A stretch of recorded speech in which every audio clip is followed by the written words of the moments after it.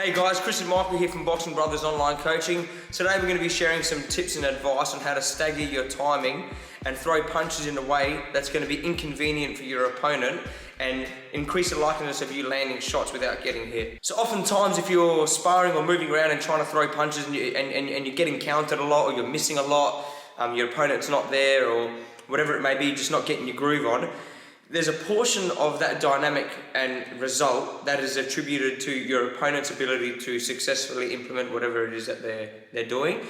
But then there's also a large portion of that is attributed to your lack of ability to implement what you're trying to do. Okay, so if you can try to disarm your opponent of what they're doing really well and improve on what you're not doing so good at, then you've got a higher chance of being dominant in those rounds.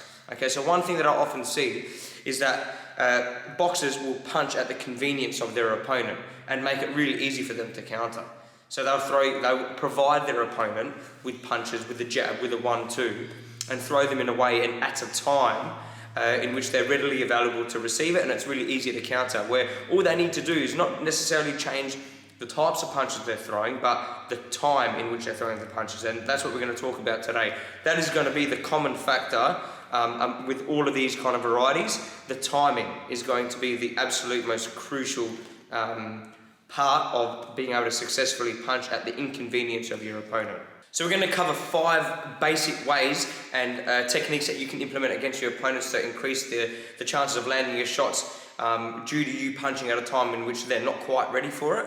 So just to kind of demonstrate what I mean, if Michael's in front of me now and he's readily available, he's at a nice range, I can see he's really balanced, his hands are up, he's looking at me. That's another massive thing, I can see he's looking at me, and I throw a jab. The likeliness of him being able to parry and throw a 1-2 is going to be really high.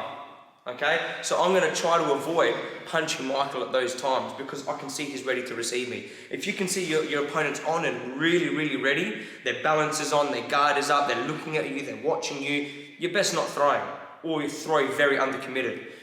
So the first thing we're going to focus on, you've probably heard it heaps of times, is feinting. Okay, so if I'm in front of Michael now, he's ready to receive me, and I feint a shot, and he buys in, he takes the bait, and he parries, or he seizes up. After he's responded to that fake jab, that is when I'll punch. So I'll jab, he'll respond to it, and then I'll throw. Okay, so I'm creating that opportunity for myself by pretending to throw a shot, having him respond to it. Once I identify that he responds to that pretend shot, then I'll throw subsequent to it because he's not as ready to receive me. Okay, so that's one way you can change the timing and dynamic and try to land more shots through feinting.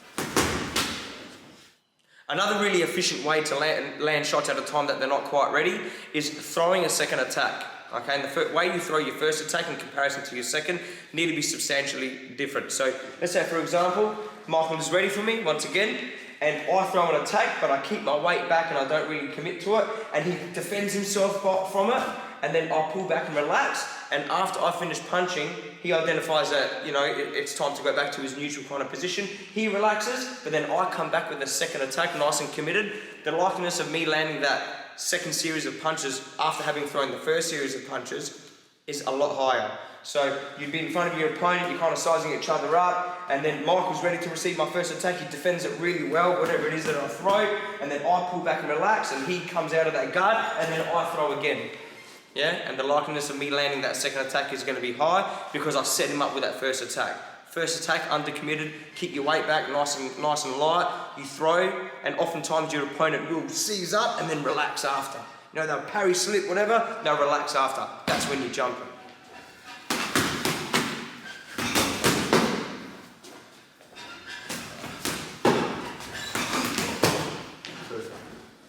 The same can be applied the opposite way around. So not necessarily a counter, okay, but after a delayed counter after they've finished punching. So for example, if I'm in front of Michael now, he's ready to receive me, and I let him punch, and he throws a series of punches, bang, bang, and then he finishes punching, and I relax, and he kind of relaxes, we go back to our neutral kind of position, and I don't do a whole lot. And then I see that after he's finished punching and I don't do anything, he feels very comfortable. I'll give him that false sense of security and comfort. I'll let Michael throw that attack, bang, bang, bang. I'll relax like that, not do much about it. The next time, I'll let him throw that attack. He'll throw that attack, I'll pull back and relax, he'll relax, and then I'll jump in. So it's not quite a counter, it's a delayed counter, okay?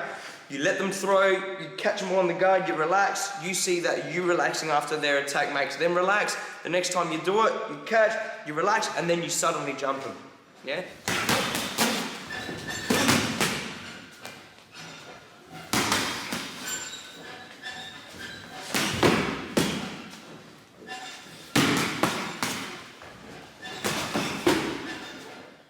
So this one has to be one of my favorites, on the move. Try to throw at your opponent while they're moving. It's harder to land, it's harder to throw, and it's very difficult to punch and move at the same time, but that's one of the most important aspects of your boxing that you should focus a lot on.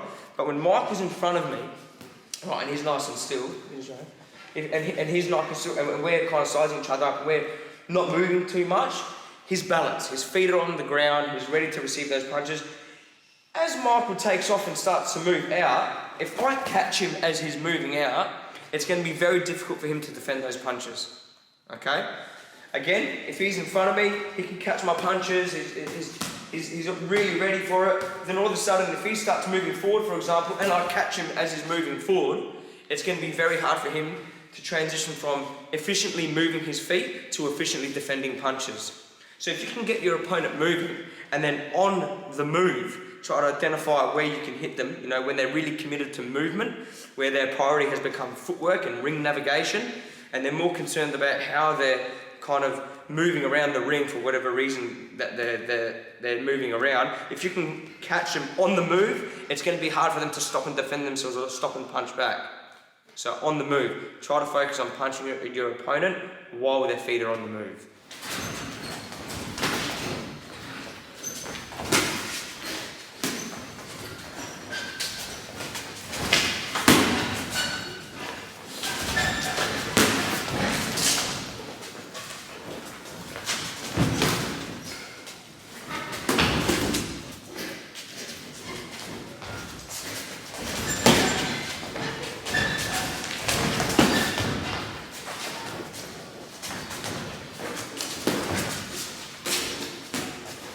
Final one is one of the most difficult to kind of train and teach. It's something you got to practice and practice and practice, and the more experience you get, the better you'll be able to identify it.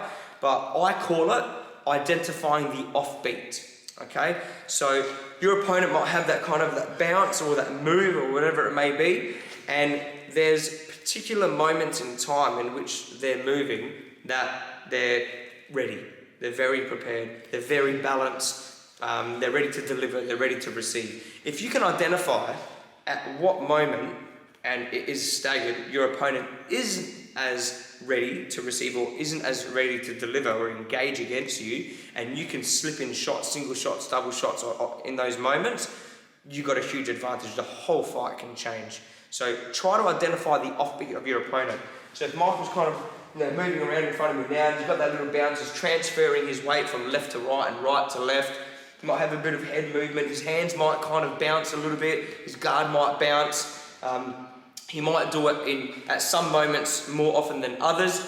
I'll try to identify exactly when that is. So, you know, for example, if Michael's here now and he's kind of neutral and he's kind of bouncing like that, I can see that when he kind of shifts his weight back, he's ready for me. Yeah? As he shifts his weight back, he's ready to receive me and he's slightly out of range. But if I see him bouncing, I can see when he puts his weight on his front foot, he's not as ready to receive me. So that I'll start trying to throw as Michael kind of leans in, for example, okay? Or if I see someone on the move and they might kind of have moments where they tighten the guard and then relax, you know, when you come into a closer range, I might manipulate Michael by coming to a close range, making him just put his hands up and then relax, like giving him that false sense of security. He relaxes those hands a bit and then try to jab him on that offbeat, okay?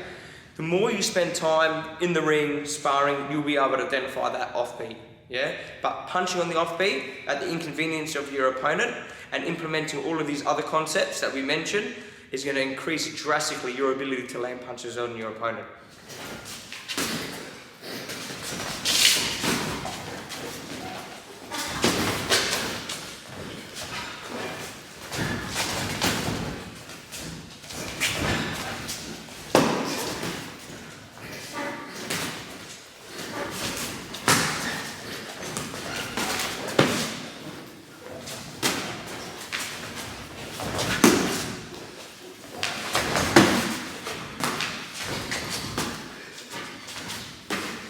Thanks for watching, guys. I hope you found this video enjoyable and valuable.